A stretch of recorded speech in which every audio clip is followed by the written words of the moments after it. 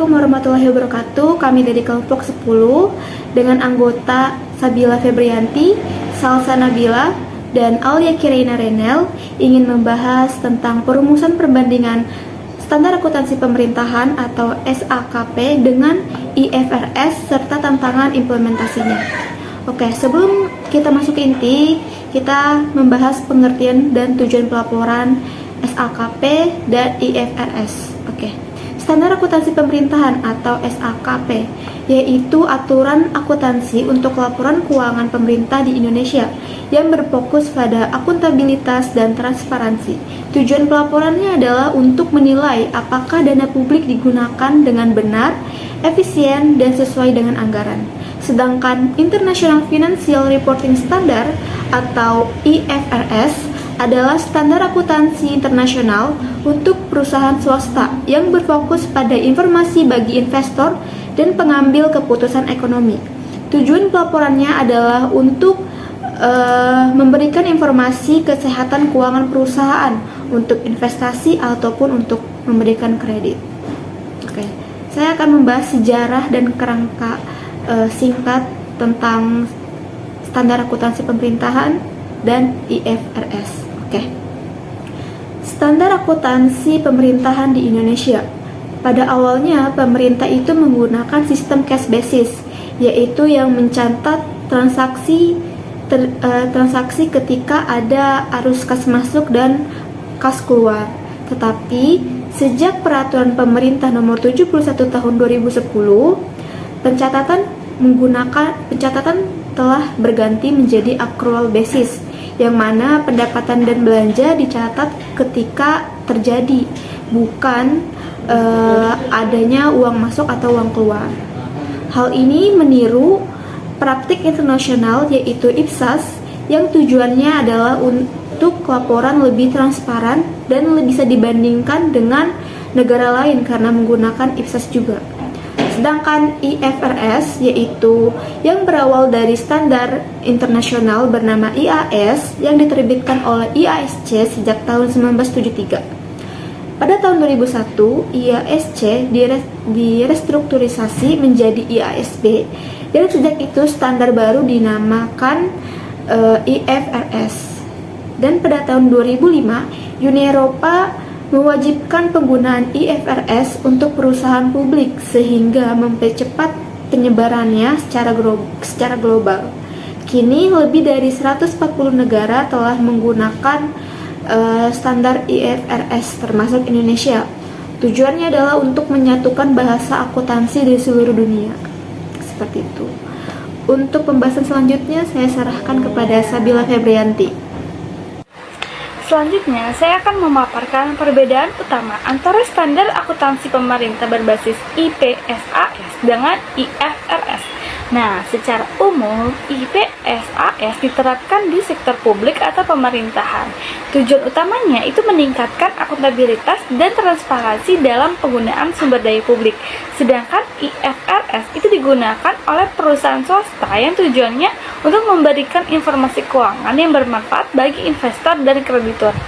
Jadi, meskipun ada keselarasan antara IPSAS ini memiliki beberapa penyesuaian khusus yang membedakan dari IFRS. Nah, untuk perbedaannya apa saja? Yang pertama ada perbedaan pada pendapatan. Dalam IPSAS 47, pendapatan itu dibedakan menjadi dua macam. Yang pertama, binding arrangement, yaitu perjanjian yang mengikat di mana pemerintahan itu punya kewajiban yang jelas terhadap pihak lain. Yang kedua, non-binding transfer, misalnya hibah atau bantuan yang tidak menimbulkan kewajiban langsung. Sedangkan IFRS 15 ada 5 langkah pengakuan pendapatan. Yang pertama, mengidentifikasi kontrak dengan pelanggan. Yang kedua, menentukan kewajiban pelaksanaan berupa penyerahan barang atau jasa yang unik. Yang ketiga, menentukan harga transaksi termasuk jika ada variabelnya. Yang keempat, mengalokasikan harga transaksi ke setiap kewajiban. Dan yang terakhir, mengakui pendapatan saat kewajiban dipenuhi. Jadi perbedaannya, IPSAS itu lebih sederhana dengan membagi dua jenis transfer. Sementara itu, IFRS itu lebih rinci karena memang ditujukan untuk transaksi komersial dengan pelanggan. Di sektor publik, belanja transfer ini sangat penting karena pemerintah sering menyalurkan dana ke masyarakat. IPSAS 48 secara khusus mengatur bagaimana pemberi transfer atau pemerintah mengakui beban dan liabilitasnya. Transfer bisa jadi dalam bentuk uang, barang, ataupun jasa. Nah, ciri utamanya adalah non-imbal balik langsung. Artinya, penerima tidak harus memberikan barang atau jasa yang sepadan. Sedangkan IFRS itu tidak memiliki standar khusus mengenai belanja transfer. Dalam praktik, perusahaan kadang menggunakan IAS 37 provinsi atau IFRS 9 instrumen keuangan. Tapi itu cuma analoginya saja ya teman-teman, tidak spesifik. Selanjutnya mengenai sewa. IPSAS 43 dibuat selaras dengan IFRS 16, terutama untuk lease. Menggunakan model right of use atau hak guna dan mencatat liabilitasnya. Ditekankan pada sektor publik, misalnya sewa gedung pemerintah atau hak guna lahan. Nah, ini berlaku efektif mulai dari 1 Januari 2025. IFRS 16 pada dasarnya sama, tapi lebih umum untuk entitas komersial. Ada pengecualian untuk sewa jangka pendek atau aset bernilai rendah. Lalu instrumen keuangan IPSAS 41 hampir sama dengan IFRS 9. Keduanya ini menggunakan konsep klasifikasi SPPI atau Solid Payment of Principal and Interest dan modal bisnis. Pengakuan kerugian kredit ekspektasian atau expected credit loss, dan yang terakhir hedge accounting. Perbedaannya lebih pada konteks penerapan sih. IPSAS ini menyesuaikan untuk kebutuhan pemerintah, sementara IFRS ditunjukkan bagi perusahaan swasta yang mengejar profit. Bagian terakhir adalah aset. IPSAS 45 menggantikan IPSAS 17 dan memberikan tambahan penting, seperti panduan untuk aset heritage misalnya candi, monumen, museum. Lalu panduan untuk infrastruktur publik seperti jalan raya, jembatan, gedung sekolah. Lalu memperkenalkan basis pengukuran baru yaitu Current Operational Value yang menilai aset berdasarkan manfaat operasional saat ini, bukan hanya nilai pasar. Berlakunya juga mulai 1 Januari 2025. Sementara itu, IFRS atau IAS 16 itu hanya fokus pada aset komersialnya saja. Tidak ada panduan khusus untuk aset heritage-nya atau infrastruktur pemerintah.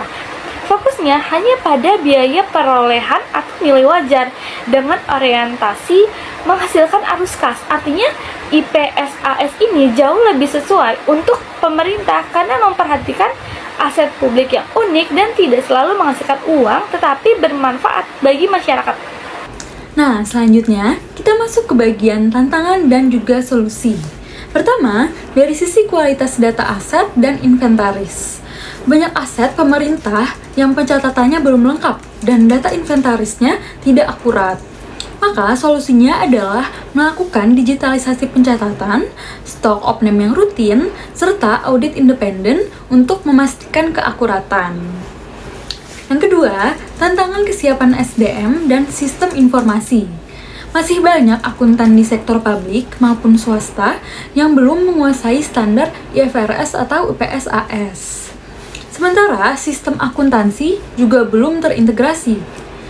Maka solusinya perlu pelatihan dan sertifikasi serta pengembangan ERP atau sistem akuntansi terintegrasi.